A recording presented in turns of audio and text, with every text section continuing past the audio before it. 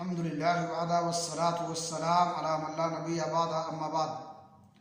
اسلامی بھائیوں، ہر نماز کی پابندی ایک مسلمان کے لیے لازمی اور ضروری ہے، تاہم بعض نمازیں ایسی ہیں جن کی پابندی کے لیے خصوصی اہتمام کی ضرورت ہے اور اس کے بغیر ان کی پابندی کرنا ناممکن ہے۔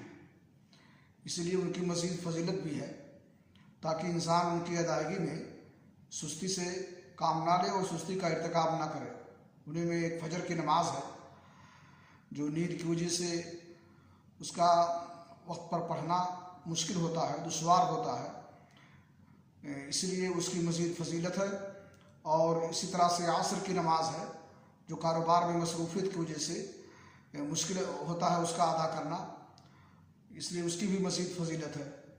صحیح بخاری شریف کی روایت ہے، اللہ کے نبی جناب محمد رسول اللہ صلی اللہ علیہ وسلم نے فرمایا، من صلی البردین دخل الجنہ، جو شخص دو ٹھنڈی نمازیں پابندی کے ساتھ ادا کرے گا تو وہ جنتی ہوگا۔ اللہ رب العالمین سے دعا ہے کہ اللہ تعالیٰ ہمیں توفیق بخشے کہ ہم تمام نمازوں کی پابندی کریں، خصوصاً فجر اور عصر کی نماز، اور اس پر جو انعام و اکرام ہے اللہ رب العالمین کی طرف سے اس کو حاصل کریں۔